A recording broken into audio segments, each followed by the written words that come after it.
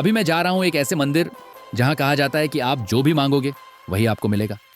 अब जरा रुकिए, आपके दिमाग में अभी एक सवाल आया होगा, क्या सच में ऐसा भी कोई मंदिर होता है? क्योंकि आज के समय में जहां लोग इंसानों पर भी भरोसा नहीं करते, वहां किसी जगह को लेकर ऐसा विश्वास होना अपने आप में बहुत बड़ी बात है। लेकिन हैरानी की बात यह है कि यह कोई कहानी नहीं है, कोई सोशल मीडिया की बनाई हुई अफवाह नहीं है और न ही कोई पुरानी दंतकथा। यह मंदिर आज भी मौजूद है और यहाँ हर दिन हजारों लोग सिर्फ एक विश्वास लेकर आते हैं कि अगर मन सच्चा हो तो मां खाली हाथ नहीं लौटाती। यहाँ आने वाले श्रद्धालुओं का कहना है कि अगर कोई व्यक्ति बिना किसी लालच के, बिना किसी स्वार्थ के, पूरे समर्पण के साथ देवी के चरणों में खुद को सौंप देता है तो मां मनसा देवी उसकी मनोकामना अवश्य पूरी करती है। मेरी इतनी हैसियत नहीं कि मैं सनातन धर्म की किसी भी देवी या देवता की परीक्षा ले सकूं। मैं यहाँ किसी चमत्कार को साबित करने नहीं आया हूं। मैं यहाँ आया हूं उस भावना को समझने, उस ऊर्जा को महसूस करने जिसके बारे में लोग कहते हैं कि यह जगह सिर्फ पत्थर और मंदिर नहीं है, यह आस्था है। सच बताऊं तो जब से मैंने इस मंदिर के बारे में सुना है, मेरे मन में एक अलग ही उत्सुकता है। आज 0 रुपये ट्रैवल चैलेंज उत्तराखंड के डे 5 पर मैं आपको ले चल रहा हूं एक ऐसी जगह पर जहां विश्वास सवाल नहीं पूछता और श्रद्धा जवाब बन जाती है। मां मनसा देवी मंदिर। और हां, मैं सच में बहुत ज्यादा एक्साइटेड हूं। मां मनसा देवी का उल्लेख पुराणों, तंत्र ग्रंथों और लोक परंपराओं में मिलता है। मां मनसा को नागों की देवी, मनोकामनाएं हों पूर्ण करने वाली शक्ति और सर्प भय से रक्षा करने वाली देवी माना गया है। शास्त्रों के अनुसार मां मनसा देवी को भगवान शिव की मानस पुत्री माना जाता है, अर्थात मां मनसा का जन्म शिव के मानस यानी मन से हुआ। इसी कारण उनका नाम पड़ा मनसा, जिसका अर्थ है मन की इच्छा। पुराणों में यह वर्णन आता है कि जब धरती पर सर्पदंश, भय और विष से लोग त्रस्त थे, तब भगवान शिव ने अपनी शक्ति से एक देवी को प्रकट किया जो नागों को नियंत्रित कर सके और मानव जाति की रक्षा करे। यही शक्ति मां मनसा देवी के रूप में जानी गई। पुराणों में मां मनसा देवी स्कंद पुराण, ब्रह्मवैवर्त पुराण और तंत्र ग्रंथों में मां मनसा देवी का उल्लेख मिलता है। इन ग्रंथों में बताया गया है कि मां मनसा का प्रमुख कार्य था सर्पदंश से रक्षा, भय का नाश और भक्तों की मनोकामनाएं पूर्ण करना। इसी कारण उन्हें इच्छा पूर्ति की देवी कहा गया। हरिद्वार को स्वयं देवभूमि कहा गया है। यह वह भूमि है जहां देवताओं का वास माना जाता है और जहां गंगा स्वयं मोक्षदायिनी है। शास्त्रों में कहा गया है कि जहां गंगा प्रवाहित होती है और जहां शिव शक्ति का प्रभाव होता है, वह स्थान साधारण नहीं होता। मां मनसा देवी का मंदिर हरिद्वार की बिल पर्वत पर स्थित है और मान्यता है कि यह स्थान शक्तिपीठों की परंपरा से जुड़ा हुआ है।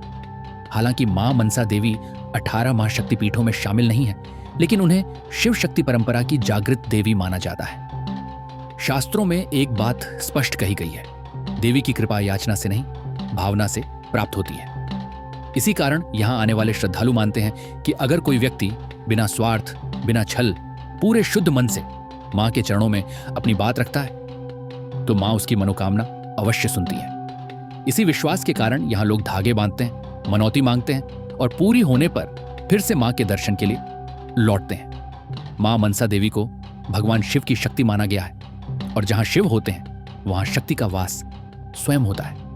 हरिद्वार, कांवड़ यात्रा, गंगा, नीलकंठ और मां मनसा देवी, ये सभी शिव शक्ति परंपरा की एक ही श्रृंखला के अंग है।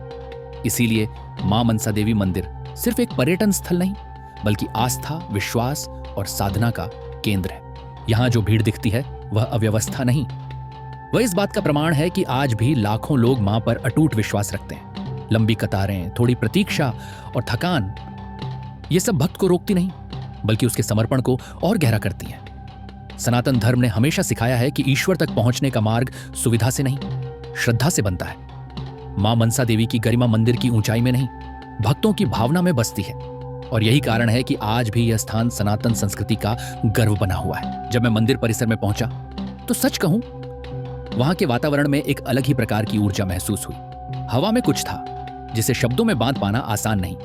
मन थोड़ी देर के लिए शांत होने ही वाला था कि तभी पीछे से भीड़ का दबाव आया और मैं अनायास ही आगे बढ़ गया। शायद मैं उस ऊर्जा को समझने से पहले ही भीड़ के साथ बह गया। यहां कैमरा अनुमति में नहीं था, इसीलिए मैं आपको वह दिखा नहीं सकता जो मैंने महसूस किया। लेकिन कुछ अनुभव दिखाने के लिए नहीं होते, वे अनुभव करने के लिए होते हैं। मंदिर का वातावरण अद्भुत था, लेकिन पूरी तरह शांत नहीं। यहां आने वाली भीड़ अधिकतर अपनी इच्छाओं से भरा मन लेकर आती है। कोई कुछ मांगने आया है, कोई अपनी कामना पूरी कराने, कोई दुख से मुक्ति चाहता है। और जब इतनी सारी इच्छाएं एक ही स्थान पर इकट्ठा होती है तो वातावरण में थोड़ी अशांति स्वाभाविक है। लेकिन सच ये है, अगर मन में पाने की इच्छा है तो शांति टूटती है। हम जिसे दुख, दर्द और तकलीफ कहते हैं, वह वास्तव में इच्छा का ही परिणाम है। किसी वस्तु को पाने की चाह, किसी स्थिति से भागने की चाह, किसी परिणाम की अपेक्षा। इन्हीं इच्छाओं को पूरा करने में मनुष्य लगातार कर्म कर रहा है, लेकिन स्वयं को जानने के लिए नहीं। इंसान इतना इस शरीर और संसार में उलझ गया है कि वह यह भूल गया है वह कौन है, क्यों जन्मा है और इस जन्म का उद्देश्य क्या है।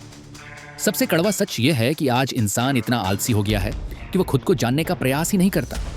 उपनिषद कहते हैं, अहम ब्रह्मास्मि, अर्थात मैं ही ब्रह्म हूं। इसका अर्थ यह नहीं कि मैं यह शरीर हूं, बल्कि यह कि मेरे भीतर वही चेतना है जो संपूर्ण ब्रह्मांड में व्याप्त है। लेकिन उस सत्य को जानने के लिए इच्छाओं को छोड़ना पड़ता है और स्वयं पर कर्म करना पड़ता है। शायद मां मनसा देवी हमें केवल मांगना नहीं सिखाती, शायद वह हमें यह याद दिलाने आई हैं कि जिसे हम बाहर ढूंढ रहे हैं वह पहले से हमारे भीतर ही है। बस उसे जानने की देर है और उसी के लिए हमें शास्त्रों के अनुसार होना, जीवन जीना है। अपने धर्म को जानो जिससे तुम धर्म के परे हो जाओ। ऋषिकेश में प्रवेश करते ही सबसे पहले जिस स्थान की चर्चा होती है वह है लक्ष्मण झूला। मान्यता है कि भगवान श्री राम के अनुज लक्ष्मण जी ने यहीं गंगा को पार किया था। कहा जाता है कि उस समय गंगा पर कोई पुल नहीं था। लक्ष्मण जी ने झूठ की रस्सियों से बना झूला पार किया और उसी स्मृति में इस स्थान को लक्ष्मण झूला कहा गया।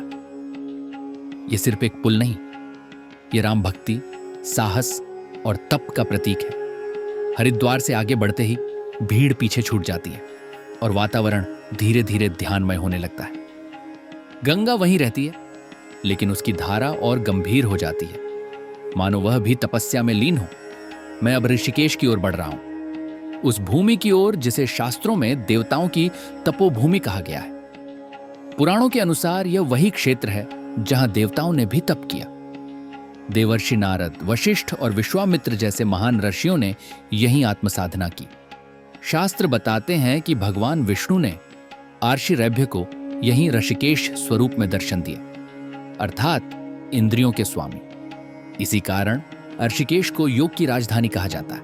यहां साधु संसार से भागते नहीं, बल्कि संसार को समझकर उससे ऊपर उठने का अभ्यास करते हैं। योग यहां व्यायाम नहीं, जीवन जीने की विधि है। हरिद्वार में गंगा लोक से मिलती है और ऋषिकेश में वह लोक से ऊपर उठती है।